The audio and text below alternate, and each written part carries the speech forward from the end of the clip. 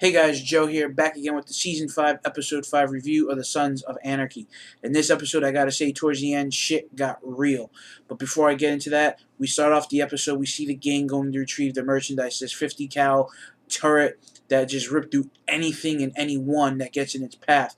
Now, the last time that these two groups met up together, Clay was still president, and the very first thing that the Irishman noticed was that Clay didn't have his president badge patch on his vest. He looks over at Jax, and Jax kind of gives him a nod, and then Clay and the Irishman kind of exchange words. This kind of pushes Jax off over the deep end and says, "Hey, if you got something to say, you can say it to my face." And then the guy said something and said something underneath his breath, and Jack says, "You old Irish prick, you got balls." And then this wound up leading into a quick little brawl, which ended rather quickly once Danny Trejo showed up and was there to oversee every other the transaction. Then later in the episode, we find out that we get more information on the home invasions. We see people being lined up and people and pictures being taken of a lot of the merchandise that was stolen. Gemma's brought down to overlook to see if this was any of her merchandise or any merchandise that belonged to the club.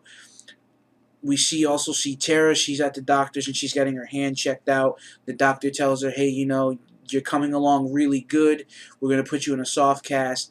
And we kind of see her get, kind of like really happy because she really wants to go back to work and go back to surgery and stuff like that, and just really get back to what she knows best, and that's, being a nurse and a surgeon. And you see her later in the episode as she's trying to patch up Trig, that she's, she doesn't have, the strength yet to pull it off. And back in her hand, I mean, her hand was completely crushed and had to be reconstructed. So she probably has a lot of nerve damage in that arm.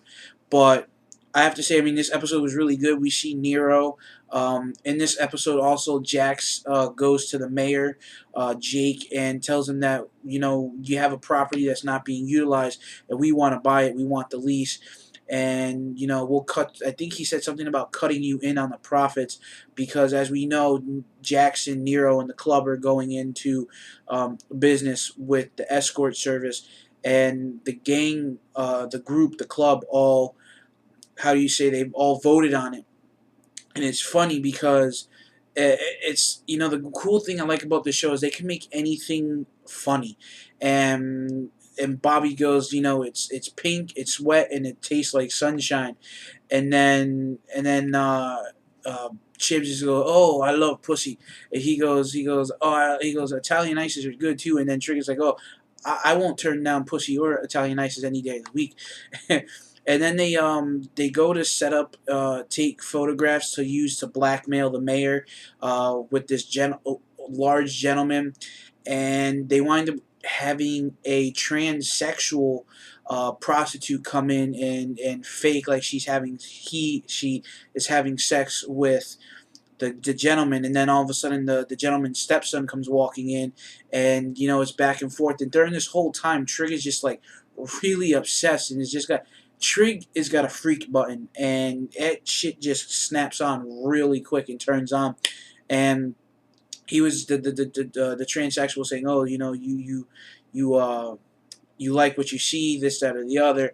And it was just really weird. And that segment, it was just really weird. I was really happy to see that part of the episode finished. And they actually take the transgender and the young boy who walks in to the back, and he's getting a little job and whatever. And they take pictures on the kid's phone. And Jack says, "Now, if any of this gets out, and you tell anyone what happened here today, these pictures are going to be blasted all over your Facebook and all over your school or whatnot." And it was just, and then we see later in the episode, like I said, about the home invasion. We see a lot of people being brought in for questioning. Gemma was brought in to take a look at the photographs that they of some of the merchandise that was received. We see Lieutenant Roosevelt, Eli Roosevelt, talking to his wife Rita, and you see that he bends over and kisses her on the stomach, and is rubbing her stomach. So I would assume that she's pregnant and they're expecting a baby.